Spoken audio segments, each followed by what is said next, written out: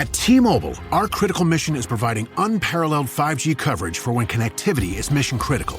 Introducing T-Priority, America's best 5G network experience for first responders, even in times of congestion. More capacity, faster speeds, better coverage. T-Priority from T-Mobile, built for tomorrow's emergencies, ready today. Discover more at t-priority.com. For qualifying organizations on eligible rate plans, coverage not available in some areas and may be impacted by emergencies. Hey, it's Haley Steinfeld. When everything requires your attention, it can be tough to figure out what to prioritize. But I'm here to talk to you about something that you should always put first, your breast health. In fact, if you're 40 and over, you should be getting screened once a year.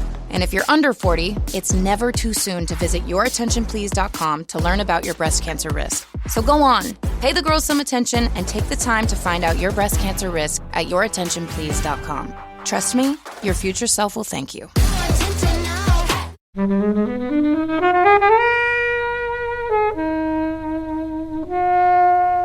think what this film tried to do was it tried to amp up what 28 Days did later. It had to add something to it, so it had to make it hive-minded. It had to be like watching it like move like a carpet across things. That was the element of horror that I think it tried to bring, is to show, yeah, we've shown you zombies in 10s, 20s running at you, but what if it's like an entire population of a city overcoming it? And I think that's what they were trying to play with. They had to try to one-up what's been done before it.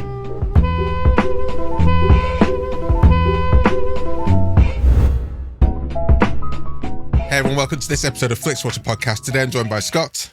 Hello. Elwood. Hello. And Helen. Hi. And we're going to be talking about World War Z.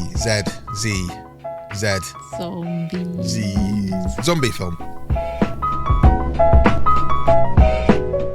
Thank you as always to the mighty people for their mighty tunes, and thanks to Ben from Rockwood Audio for editing this podcast. Please do remember to head over to Spotify and Apple Podcasts and Pocket Casts and give us a 5-star rating and a glowing review there.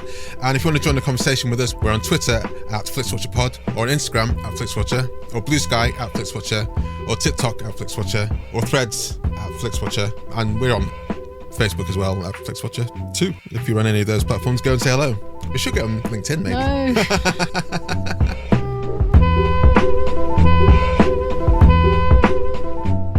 Hello film fans, welcome to this episode of Flixwatcher podcast. Our guests today are Elwood and Scott. Over to you please, Scott, to say hello to the listeners and tell them a little bit more about who you are and what you do, please. Hello, my name is the Reverend Scott K. I am the host of the Church of Tarantino podcast, the only active podcast dedicated to everything and anything Tarantino related. When you say active, does that mean others have fallen by the wayside, or are they dormant? Are they in stasis? They have been dormant and may have only done a couple of episodes. They have not done a full-on podcast devoted to just Tarantino and his films. So how are you maintaining this in the absence, in the downtime?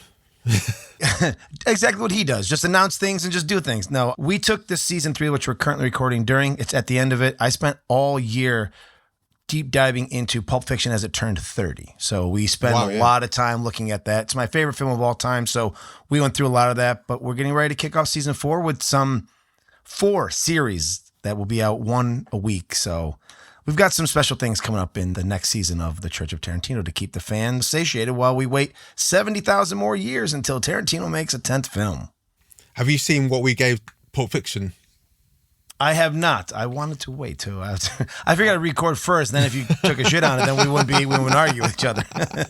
I mean, I'm always interested in how the conversations go in this podcast, and it was really interesting because one person hadn't seen Pulp Fiction before. He's a really cinematic guy, loves his stuff, and he watched Pulp Fiction and then came in like the next day because I worked in the office with him, and he just started rewatching all these like clips from like the Community, and all these clips would reference Pulp Fiction. I was like, mate, you know a lot more about media. Yeah, exactly. We were all jealous of him getting to watch it for the first time and having the experience. And we were like, if you could like wipe your brain and watch it again and experience it, that freshness would be amazing. Agreed. Elwood, who are you? I'm Elwood Jones, one half of the Asian Cinema Film Club. We are a podcast which provides an introduction to Asian cinema, looking at everything from the art house through to the grindhouse. We cover it all. I met someone today who made Park Chan-wook's trailer for Oldboy. Oh, nice. So for like 20 years ago, when he's telling me, he's like, I wasn't very good then. He seems like a really interesting guy, he's an Australian guy. But I was just like, I need to revisit some of these trailers that exist. But how do you bring people in to Asian cinema?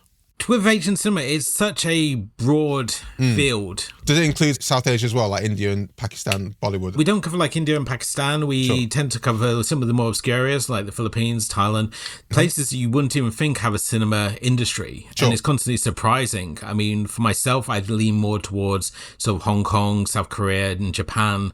My co-host is just a lot more worldly and we'll find obscure places to pull films from. And we have a good dynamic because I lean more into sort of like the sort of cult and the obscure, sort of a lot of things like Takashi Miike, Park Chan-wook, sort of like the more extreme side of things, and he's sort of like the classy art house kind of guy. So we have great fun corrupting each other's tastes. He'll show me things such as like Goodbye Dragon Gate Inn, and I'll show him like some stuff from like Miike. I've shown him a film recently called The Calamari Wrestler, which is about a guy who turns himself into a giant humanoid squid to battle for his title.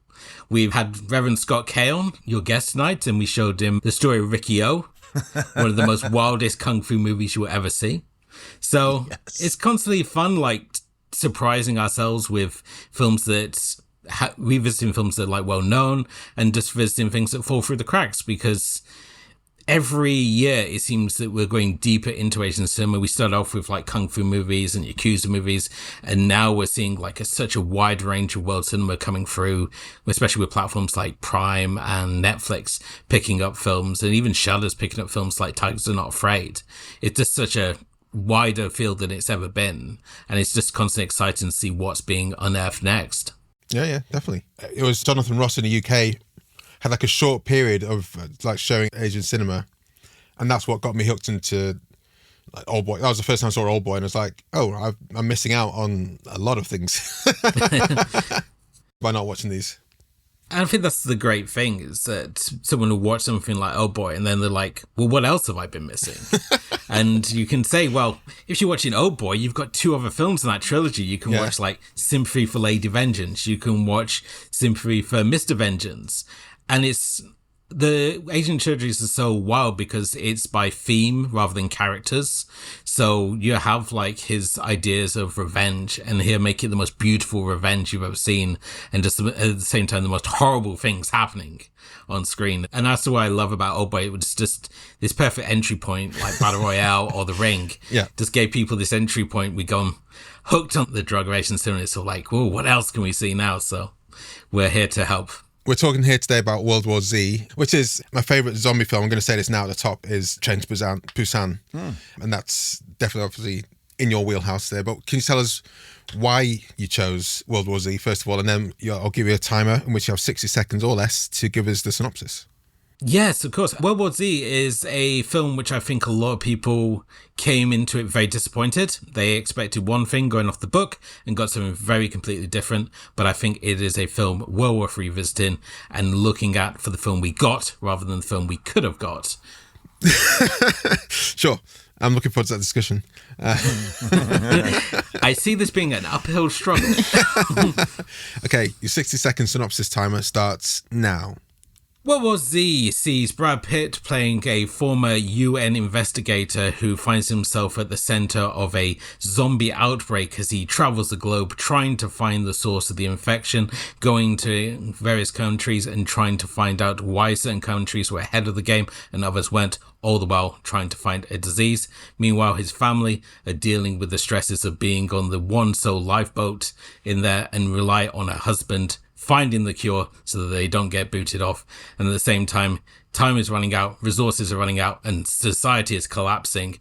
And we are now not looking at zombies just in a small scale, we're looking at it in a global scale. World War Z is upon us. Very nice. Lovely. Helen, any thoughts? Do you want to lead us off? So I had not seen this. Oh, okay. I remember when it came out, and the overriding kind of thing about it was CGI wall of zombie, and I was like, I'm not going to bother. I've not read the book. I am quite partial to a zombie film. Dawn, Day and Night are all up there as being kind of, the classics. And obviously for me, 28 Days Later, I think kind of is maybe my favourite zombie film. And I kind of feel that after that, it was... Oh, and the remake of Dawn of the Dead I do really like. And that after 28 Days Later, it became a bit harder to do zombie films, with the exception being Train to Busan. Okay, good. There we go. See, yes. But I feel that, like, for me, the 28 Days Later zombie was kind of, this is like, feels realistic and kind of believable. So I feel a little bit sorry for kind of zombie films coming into that. And I wasn't quite sold on these zombies, but I went in with quite low expectations, but it's actually all right, I think. Having not read That's the poster quote there. Read the book, so I don't really know what I was meant to be expecting. There were the speed at which they kind of turn, I was a bit like, it's just the containment on that. I don't see how anyone would survive. And there was a moment in it that really, really took it out when they were flying from Israel to Cardiff. That's like a 5-hour flight. Would they have had the fuel? I was like, is that even a route? Like, wouldn't they have to? I think if you're quibbling how much fuel they might have had, then there's something that disconnected with you in the film. And then there was a thing with the grenade. So there was a couple of that. So towards the end, there's a couple of bits that are a little bit silly, but yeah, I thought it was all right. And Brad Pitt's got like this little scarf that he wears throughout, and it has a perfect line when a character quite early on meets their demise, where he basically falls on his gun, and the line is, he slipped, he's dead. It's just perfect delivery. So that's, I went in with low expectations. I thought it was all right in the end. Scott, have you seen this before? Had you read the books? I'd not read the book. I saw this when it came out. So when it came out was during the 2000s zombie craze. We had Walking Dead was coming out on TV, was already on TV. Like you said, Dawn of the Dead, the remake had been out early 2000s. Obviously, one of my favorites is also 28 Days Later. The sequels to a lot of these movies are not very good. Like 28 Weeks Later is dog shit. Train to Busan 2 is dog shit. Train to Busan is great. Was there a 2, was there? Oh, yeah. Don't waste your time. I've saved you the time. Don't waste it on it. It'll ruin everything you saw in Train to Busan. But I really enjoyed this movie because what you have to do in the zombie genre is, so you've got the playing field that was set up in the Deads, the Night of the Living Dead, all of those. So we have the structure of the original zombies. 28 Days Later comes along and it says, well, we can't do what Romero's been doing. We've got to change it up. We've got to make it fresh. Otherwise, we're just treading on his territory. So they come up with this fresh idea of, it's an infection. It's rage. You're not a zombie. You're infected with rage. And the zombies are fucking Usain Bolt on fucking crack cocaine, and they're just coming for you, and they don't stop, right? It's just like this almost... Which zombies are faster, I was wondering? Is it 28 Days Later, or is it these zombies? I would say these zombies are meant to be faster because they work in a hive, but my God, sure. Just the way they shot the originals in 20 Days Later, it scares the dog shit out of you. Like, you're scared to death of them. Like, That's it's an amazing scene. I never felt scared during this, but 20 Days Later, there's that point where there's one zombie, they've contained him and they've got him in a manacle around his neck. Yeah. And I was just like, that one there is like, I'm terrified of that one. But then in this, at no point they're in that containment, they're in the kind of the vaccination place in Cardiff, which still makes me laugh. And there's zombies there in their containers. I was just like, oh, okay, fine. It's like a hamster in a wheel. Now, I would say, though, those Cardiff zombies, the actors who portrayed them are some of the best zombies I've ever seen portrayed because they had to completely be solo. Most of the time, we just get zombies running, chewing, and biting and never standing still and having to react. They're always in pursuit mode. So I appreciated the ability of those actors to completely encapsulate what a zombie might be like in its more dormant stage as opposed to just zombie brains run kind of thing.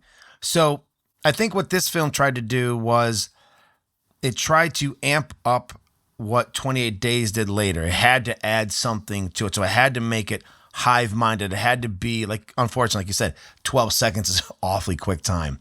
Someone would be bitten and turned. Like, vampires don't even work that quick. Not even, we know, there's no monster on the planet that we've come across, like werewolves or anything, where they turn, like, almost quicker than you sneeze. So it does pull it back a bit, but the watching it like move like a carpet across things, that was the element of horror that I think it tried to bring, is to show, we've shown you zombies in 10s, 20s running at you, but what if it's like an entire population of a city overcoming you? And I think that's what they were trying to play with. They had to try to one up what's been done before it. And I think outside of Train to Busan, which went back to the old-fashioned, what if I lock everything in a small room you can't escape? The old Thing mindset, right? I'm going to trap a certain amount of people in a place they cannot get out of, and they must stay in or they will die. And yet we're going to put the monsters they're trying to keep away in with them.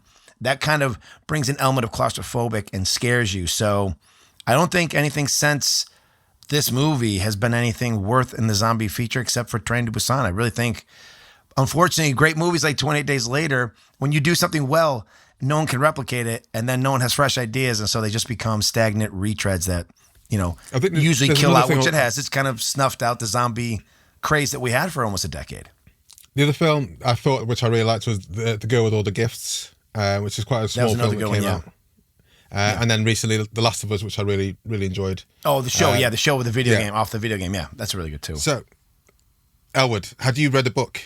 Yes, Max Brooks' original book I did read. I read it when it first came out. I was working at the airport and we got the big trade paperback version. And the book itself is a series of interviews. So it switches between perspectives and goes between survivors, security experts, people involved in trying to find the cure. And if you get the audio book, it's at the same. There's a guy who's a head of security for rich people who's played by Henry Rollins, which is just, me as a Black Flag fan was just like completely geeking out over that. And the ideal way of doing this film would be to present it as a documentary. So like a talking head, you would have cutaways to like footage of like the different events. Because in the book, there are a number of big battles that take place. Battle of Yonkers. Exactly. And it's this idea that when we enter into this initial big conflict that, we got all this military might, and then we forget the zombies, unless you destroy the brain, will just keep coming. So that they're blowing them up with heavy military armory and they just still keep going. And as I said, that would have been the great way to do the book. But obviously there are many times that what works as a book won't work as a film. The Crow's another prime example of this. If you look at The Crow, the graphic novel, there's a lot of brooding, self-harm. There's even some interpretive dance in there. And then we look at the film version and it's just like a straightforward goth revenge fantasy. So sometimes we have to change things to make them work. And I think when it came to World War Z, it took it in a unique direction. It obviously had to have its leading man. It had to have like those big action scenes because it's looking at being a big studio picture, and especially the time it's coming out. So you've got to kind of separate the book from the film and just look at the film as it is. Now, we mentioned already about 28 Days Later with the running zombies, the second example of running zombies, because Return of the Living Dead gave us the first running zombies, which was Dan O'Bannon's zombies. He also gave us zombies talking, and the demand for brains was all Return of the Living Dead, but everyone kind of forgets about that because 28 Days Later was more in the popular zeitgeist at the time. And I think when it came to this film, I mean, a lot of people dismiss the slow shuffling zombies like the Romero gut munchers because they don't understand the mechanics of like the unstoppable horde is the horror. And when 28 Days Later sort of let the genie out of the bottle, it sort of like meant, every zombie has to be running because there has to be this unstoppable horde and it has to be running at you. And I think World War Z was kind of like that middle ground. It's like the unstoppable horde, but you also have the speed, and we throw that in with like the disease element. So this is something that's going to turn you in 12 seconds. And we have that wonderful scene when we have the initial sort of chaos and you got the daughter's toy and it's like counting down. It's like doing this little voice thing. It's sort of like, let's count to 12. And you see it like foreshadowed against the guy, and he's just like going through the signs of infection. Yeah. Not sure if Kobe finds that moment particularly cinematic. I think, and then I wasn't a fan of that. It's like, guys, this is going to pay. This is really important. This bit right here, the 12-second countdown of a run. No kid's toy counts to 12 seconds. Not anymore. They don't. After this movie, they stopped that. They said that's what they were like. 10 is as far as we're going to go. And then you see that playing out like 20 minutes later, less than that, when he thinks he's not sure if he gets bitten. He's not sure about how the infection works, and he gets some blood in his mouth, and he goes to the top of the roof ready to jump in case he turns, and it counts at 12 seconds. I was like, oh, that's a bit cheesy. Well, I agree with you, but unfortunately, you're looking at it as an intelligent moviegoer, and you've got to remember this is made for the masses, and a lot of the masses are fucking stupid. And so you have to hit them on the head with a fucking hammer. Because we talked about Pulp Fiction quickly, but the first time I saw that, walking out of the theater, an old woman looked at her husband and said, well, how did John Travolta come back to life? And I said, this fucking movie went clearly over your head. Didn't matter what he lampposted that with. You didn't get any of the before and after stuff. So some people are that dumb, and that's unfortunate.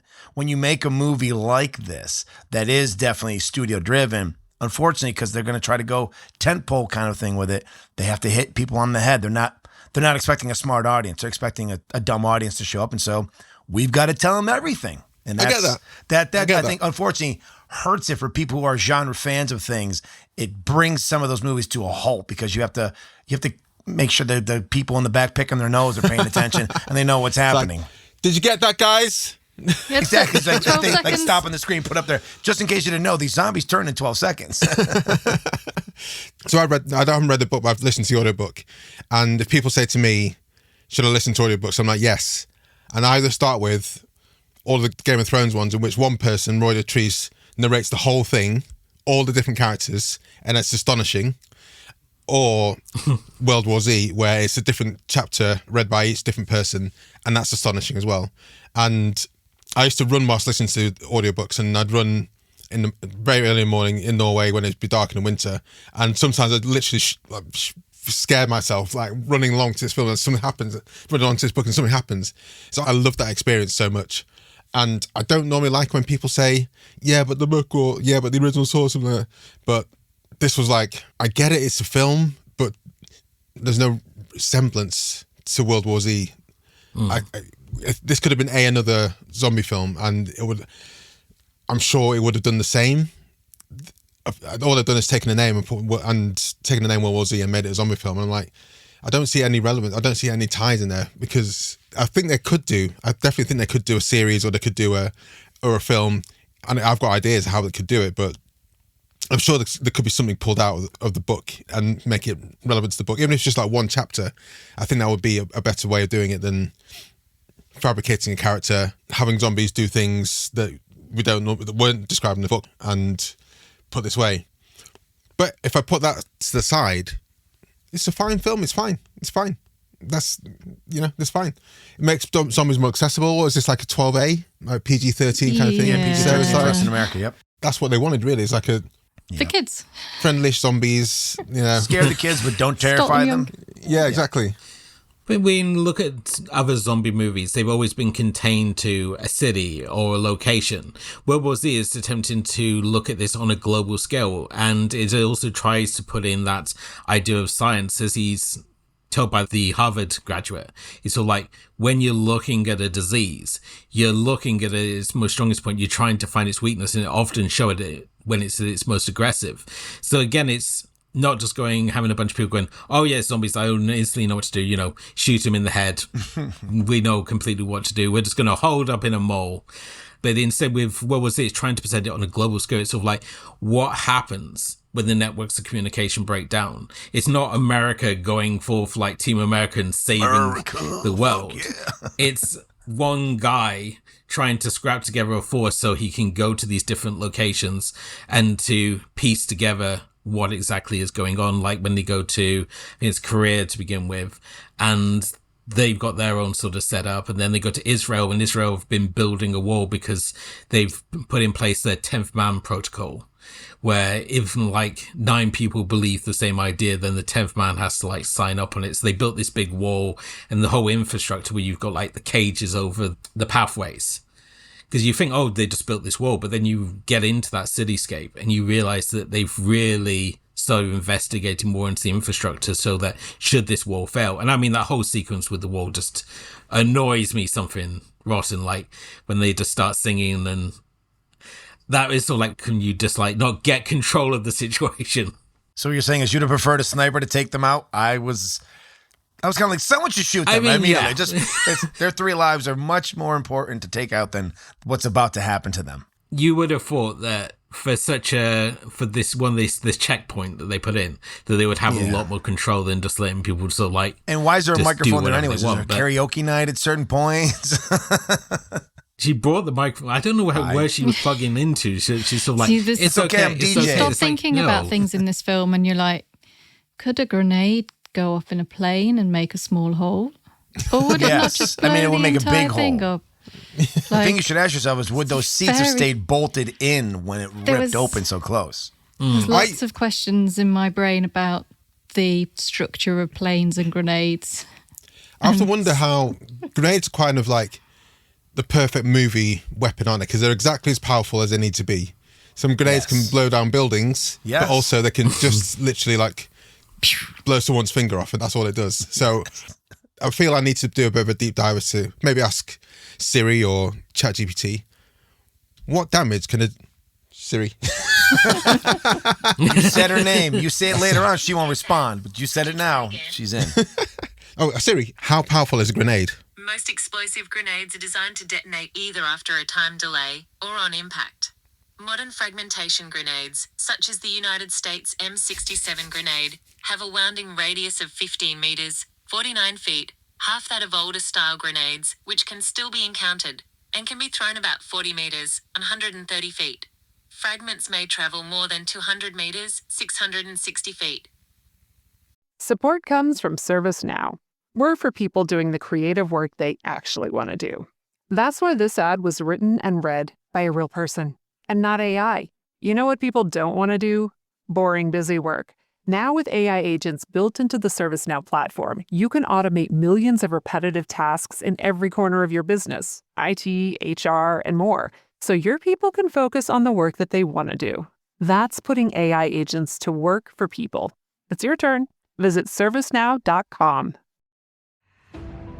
This episode is brought to you by Peacock. The new Peacock original documentary, Matthew Perry, A Hollywood Tragedy, dives deep into the beloved actor's rise to fame and his tragic death. 5 people, including Perry's personal assistant, 2 medical doctors, and an alleged Hollywood drug dealer known as the Ketamine Queen, were charged with conspiracy to illegally provide Perry with the ketamine. Explore the details of the case in this heartbreaking special, streaming now only on Peacock.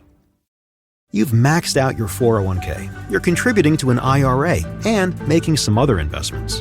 You're ahead of the game and doing well. But where do you go from here? The same old story can only get you so far. If you want a new take from a new type of financial professional, we invite you to get a fresh perspective beside an agent with the backing of New York Life. Insurance, investments, retirement, and more. Visit NYL.com to learn more. Investments are offered through registered representatives of NYLife Securities, LLC, member FINRA SIPC, a New York Life company. At Rocket, we believe everyone deserves their shot at the American dream. So if you're feeling locked out of home ownership, we're here to give you back the keys. We're opening doors, breaking down walls, and doing everything we can to turn renters into owners. And we're not going to stop until we help everyone home. To find out more, visit Rocket.com. Rocket. Own the dream. This answer is from wikipedia.org. Thank you. Thanks, Wikipedia. There you go. It's given us some information there, I guess. Yeah. Could have blown up the plane. It would have blown up the plane. yeah, it probably would have blown out, depending on how because I was in the military, depending on how the grenade lands. Yeah. So if it lands on its side, its explosion is going to be north and south, up at more vertical. Where it did, it was horizontal, but it should have also, that explosion could have probably ripped a hole in both sides. Probably would have ripped them both and decimated them. I mean, the fragments would have probably gotten to them too. Yeah. So. But they wouldn't have had any fuel left though. But I guess when you're facing the zombie horde, you're like, fuck it. I guess we're going to try anything at this moment. Like, I'd rather die in this plane crash than be turned into this. So. But didn't you appreciate the fact that it's trying to do things we've not seen before? Yeah. Have we seen zombies on a plane? No, zombies on a plane. Here's zombies on a plane. We just needed Samuel L. Jackson to pop up in a cameo. That would have been funny. That would have been great. Is there anything else guys want to say before we head to the score?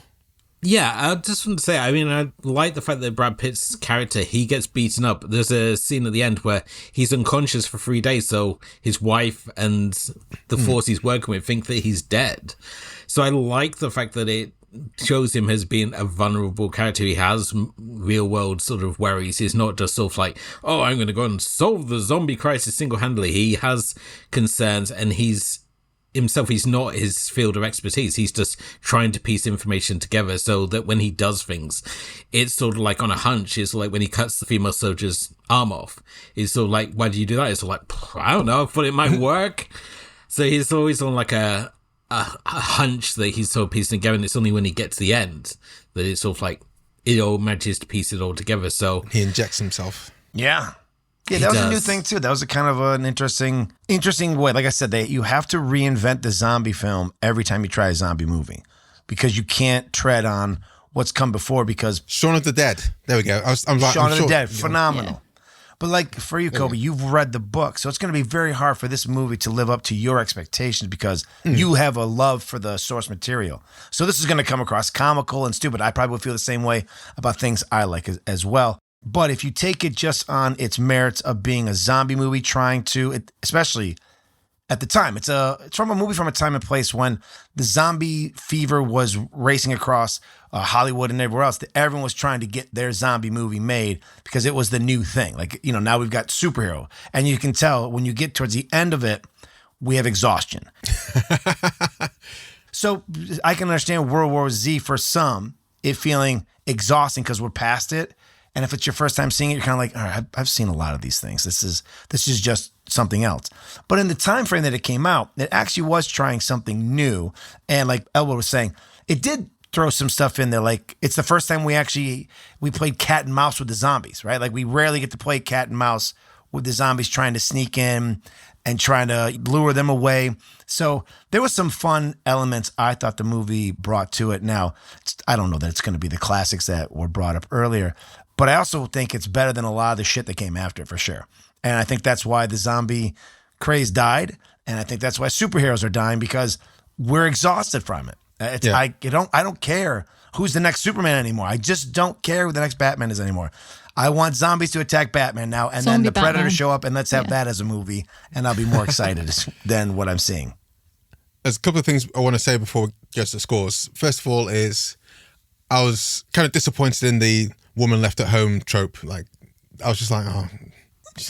Just stay home and take care of the kids, please. Yeah, we can do this. Okay, fine. And then the second thing is some of the cast from the audiobook. Simon Pegg, Henry Rollins, Rob Reiner, Carl Reiner, Alfred Molina, Mark Hamill, Nathan Fillion, Martin Scorsese. So these are the guys that are narrating this audiobook. There's not that many ladies in here, at least not in this list. Not that I can remember, not on this list that's shown, but like guys, honestly, it's a tremendous audiobook. If you're interested in listening to audio made good from a book, then have a listen to it. Anything else, guys, before we head to the scores? Only that Peter Capaldi works at the Who Institute. Yeah. Oh, nice. Which, if you're Doctor Who fans, a nice nod. Yeah, I didn't catch that. Oh, that was before he was the Doctor, wasn't he? Yeah, it was foreshadowing. Don't give smart people guns on slippery planes. That's the moral I took out of it. Don't give someone from Harvard or any other major institute a gun because they will fall and shoot themselves in the head. Out of sight style. So be careful there.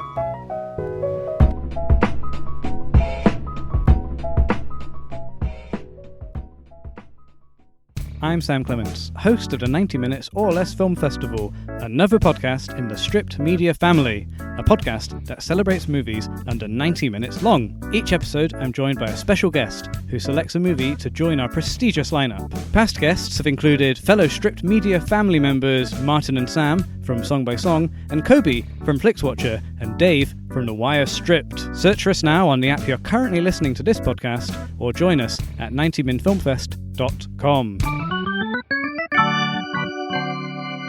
So welcome to our Flixwatcher scores. They're always out of 5, and you can have decimal places if you wish. And we'll start with you, please, Elwood, with your recommendability. I'm going to say this is a recommendability of 3. I feel that... I thought it was going to be higher than that. For my personal feelings on it, but as I said, if I'm recommending this, you're either going to get on board, or you're going to think I'm one of those people trying to ice skate uphill in trying to recommend you this movie. Well, actually, got Blade films as zombie. I guess from there. Scott.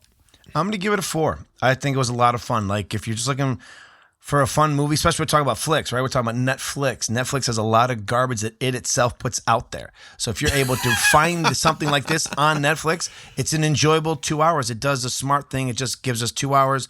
We sit down. It throws us into it immediately. It's Carmen Sandiego. Where in the world is Zombie Sandiego? And by the time you're done, I think it's a very fun watch and 2 hours well spent as opposed to some of these other things that are being thrown at us on streaming services that are just absolute waste of time. So I would give it a 4.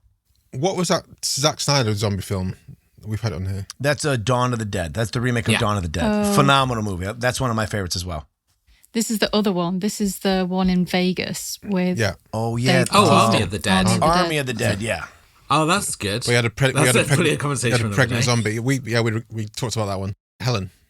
Yeah, so it was kind of weird, like watching this post-COVID and kind of seeing it in that kind of light. I know we haven't really discussed it. So I think it works better as kind of a contagion film and that rather than like a zombie film, and kind of like me as a zombie fan appreciates it with being able to kind of enjoy zombies devouring humans, because that is like one of the big enjoyments of zombie movies. And I feel that with it being the PG-13, it kind of misses them like chewing on entrails and kind of ripping people apart a bit. So it's a bit of a funny one. And hearing you talk about the kind of like the book it was based on and how it's kind of like a maybe mockumentary style and piecing it together sounds like much more interesting as a concept. So yeah, I wouldn't have watched this at all unless it's been picked. So I'm kind of glad that I have. How much I'll recommend it? Maybe, I think I'll go with a 3 as well. I think there'd be a lot more zombie films I'd go ahead of this, but I don't think it's as bad as it was made out at the time, definitely. It's interesting how the media kind of piles in on things, and I think the main thing was it's not what the book promised. Yeah. So yeah, I'm going to go for 3.2. I think it's fine. It's fine. It's just not what we could do with the source material. And I think when I look at The Last of Us, I'm like, okay, they've got some chewiness here. They've got some, they're digging into a story in interesting ways. Repeat viewing score, Elwood.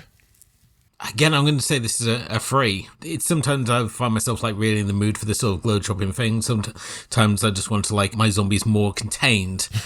So how do you want your zombies, sir, today? It's the thing. It's the zombie genre lends itself to how you want it, and compared to the other monsters, it's sort of like Frankenstein. Do you want them sexy or shambling? Vampires, do you want them cool or just tedious? Scott, your repeat viewing score. Is this the first time you've seen this? No, this is my second or third time seeing it. I actually enjoyed watching it. Like I said, I would give it a 4. I had a real good time watching it last night. Look, there's other factors, as kind of Elwood said. How my week just ended with teaching at school, so like I was in the mood to watch human beings get murdered. I was just ready for a break. So I was kind of, especially with things that are going on in America, I was like, you know what? I kind of hope we have this kind of coming up. We could. Just be careful. But yeah, so I would give it a 4. It was just enjoyable. But like if I watch it 3 months from now, I may change that. I may be like, yeah, this isn't as good as I remember. But last night, I had a real good time. Helen. I mean, it's 2 hours long, so it's not going to be a regular watch. I mean, I can't see myself watching it, but if it was kind of on, I might watch it. So like maybe a 2 for me. I'm not going to go back to it, but never say never. 1.5. I don't think I'll actively watch it. I think it will be a great kind of, it's on the TV in the background on a Sunday and I'm a bit snoozy. So I'll just leave it on because why not? That's my headspace for that. Small screen score, Elwood. Did you see this on the big screen when it came out? Or? No. I saw this originally when I was working for Sky. We used to have the movie channel all the time, so... You were probably my dream job when I was a kid. Trust me, having people scream at you because they can't get Sky TV is not your dream job. Oh, you're a customer service person on the phone? I was in tech. I was trying to fix things remotely, and it's like, well, that's just fucked, isn't it? Have you turned it off and on again? You'd be surprised how well that works.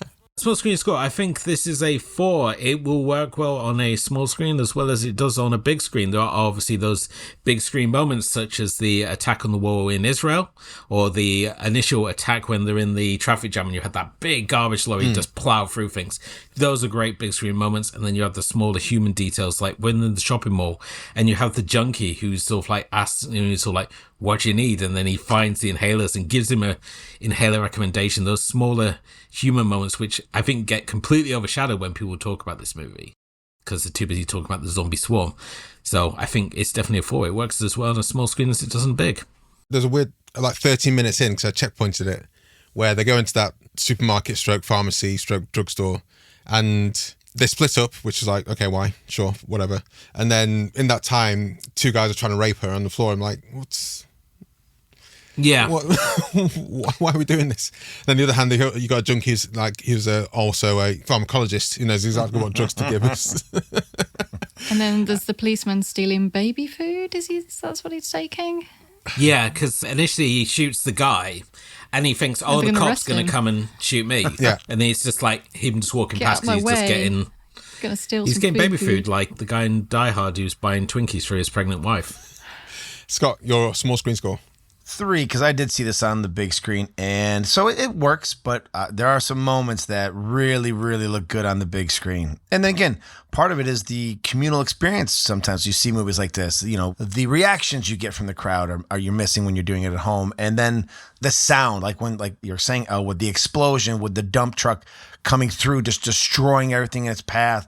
Even the silent moments, like when you're supposed to be nervous, the teeth chattering from the zombies at the end when he's like biting at them. That's really cool in the theater because everyone's really quiet. So it still works at home, but it was a much better experience for me on the big screen. But I'd give it a 3. I'd give it a middle of the road. Helen? Yeah, so I could have seen this at the cinema, but the reviews were too off-putting and I probably wouldn't look to seek it out on a big screen. And I think maybe some of the CGI maybe hasn't aged as well. So I'm going to give it a 4. I had a nice time watching it at home. Sorry, 5. I'll give it 5. I'm going 4.8. I saw it in the cinema. I haven't seen it since then. I think a lot of the CGI, I didn't like it then. And I don't think it's aged that great either. So I think you don't need to see it for those experiences. So yeah, 4.8, great at home. Engagement score, Elwood. Engagement, 4.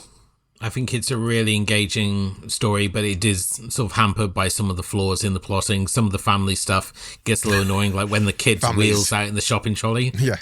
We have perhaps one too many cutaways to his wife. It's sort of like, yes, we got it. She's a bit annoying to everyone on the ship, so they make backhanded comments to her. That's interesting. Just constantly being asleep all the time. Not so interesting. Because she was quite a big actor at the time, because she was in The Killing, wasn't she? So she was quite a big get, as it were. Okay. So I think I don't know what she's done since, to be honest with you. She's still in Nova Scotia. They actually left her there. She's just still there. She's now, she's a fisherman now. That's what she does. Yeah, Scott, engagement score. I'd give it a 4 too. It's an action. It's a zombie action movie. Stuff happens immediately, and we just followed all the way to the end. And the 2 hours does go by rather quickly. So I wasn't. Yeah, there's some lulls, but I wasn't bored where I had to pick up my phone and start. Like, okay, this is getting boring. I'm gonna watch this. So I was engaged the entire time. But I would give it a 4. Helen.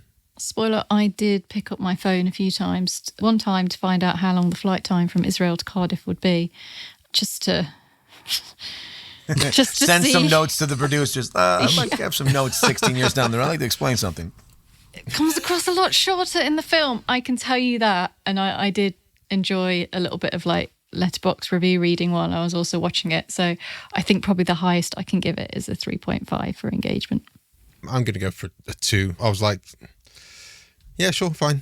For me, it's the kind of film you can easily be scrolling along on Instagram or doing some light work and wait until the bigger bits happen and you pay attention to those bigger bits and they kind of go back to your other thing that was on. So that gives an overall score of 3.37500. Hey, that's not bad. That's not bad at all. Yeah. Hey, if you're listening along to this and you don't follow us, go to Twitter. We are Flixwatcher Pod there. But also, we're on Flixwatcher, at Flixwatcher on Instagram, Blue Sky, TikTok, not put anything there yet, and Threads if you want to follow along with us there. And look out for tweets saying something similar to, we're reviewing World War Z with Church of QT Pod and it was Edge and Cinema Club. Have you seen it? Tells your thoughts and a score out of 5 stars for an on-air shout out on Flixwatcher. And we had one response, as I was said here. John Loftus, who is at LoftySNDS, says, unfairly maligned, more of a globe-trotting thriller than a zombie fest, with some great set pieces. Pity we never got part 2. It was a proposed trilogy. It was also supposed to end with a big battle scene in Russia, which we get one shot of. And Matthew Fox is character was also supposed to make off with Brad Pitt's wife, which also didn't make the film either. So we just get them hanging out in Nova Scotia. Just to say, John has added 4 zombie emojis to that review, which is... I didn't know there's a zombie emoji. There is. Oh, yeah. Well, there we go. A zombie family, though. Yeah. Elwood, Scott, can you tell us where we can find you guys online? And we'll say goodbye to the listeners. For myself, you can find Asian Cinema Film Club. We are on Facebook, we are on Instagram, we are on Blue Sky, and we are on Frez. Just look for AC Film Club and you should find us, or just type in Asian Cinema Film Club and we will be the only thing that comes up.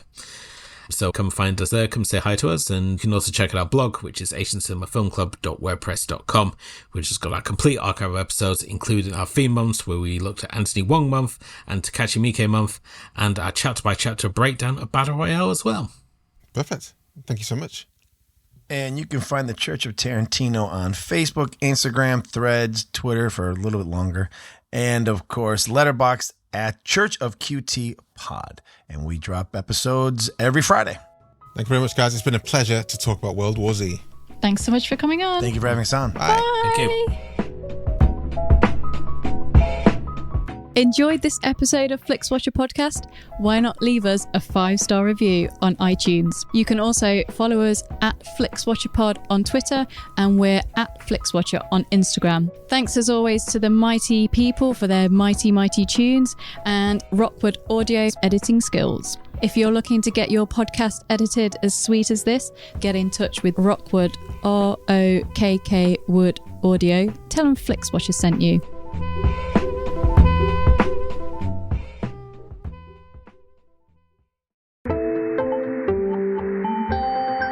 You just heard a Stripped Media production.